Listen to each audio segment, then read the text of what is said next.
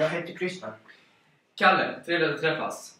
Ska vi börja prata om framtidens boende? Ja, det gör vi. Jag hade en idé om att lägga slussar på taken av lägenheterna och husen. Utmärkt idé, tycker jag. Sen så kan vi installera en frånluftspump i husen så att all värme återanvänds. Har du med?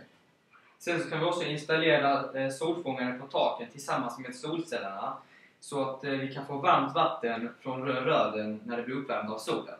Ja, det är bra. Men vilken teknik vill du att husen och lägenheterna ska få? Alltså jag tänkte på stenhus, alltså byggda av sten. Ja, bra idé. Det behöver ju inte lika stort underhåll som trähus och det är också bra till att bevara genomhusklimatet. Ja, precis ja. Och sen så är konstruktionen så säker att det både är lastbärare och isolerade ur fuktsynpunkt. Jag hade tänkt att vi också kan bygga källare i husen och lägenheter. Byggnad så att huset får en stabil grund.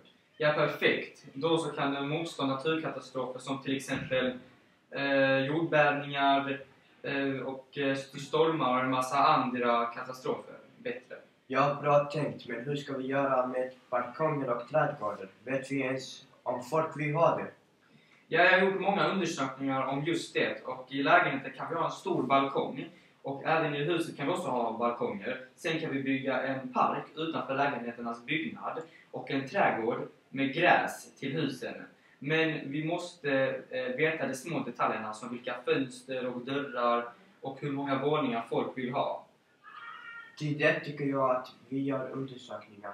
Ja, bra. Men vilken belysning ska vi ha? Vi kan inte ha några lågenergilampor eller glödlampor, då det inte är miljövänliga. Vi kan ha LED-lampor som faktiskt har börjat ersätta de miljövänliga lamporna.